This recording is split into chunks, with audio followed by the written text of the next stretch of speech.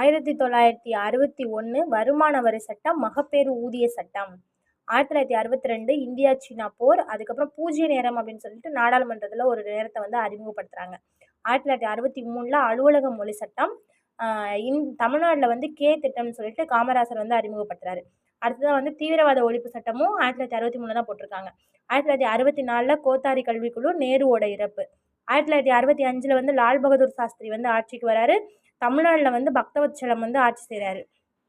அதுக்கப்புறம் டாஷ்கண்ட் ஒப்பந்தம் வந்து இந்தியாவுக்கும் பாகிஸ்தானுக்கு இடையில் போடப்பட்ட ஒப்பந்தம் 1965 தான் போட்டிருக்காங்க. 1966 வந்து இந்திரா காந்தி ஆட்சி. ஆண்டு திட்டங்கள் வந்து 1967, 68, 68, 69 இந்த 3 வருஷம் வந்து ஆண்டு திட்டங்கள் வந்து மூன்றாவது ஐந்தாண்டு திட்டங்கள் வந்து அந்த இந்தியா சீனா போர்னால நடக்காததுனால ஆண்டு திட்டங்கள் வந்து அறிமுகப்படுத்தியிருப்பாங்க. 1967 வந்து தீவிரவாத ஒழிப்பு சட்டத்தை இந்திரா காந்தி கொண்டு வந்திருப்பாங்க. 1968 வந்து மும்மொழி கொள்கையை வந்து இந்திரா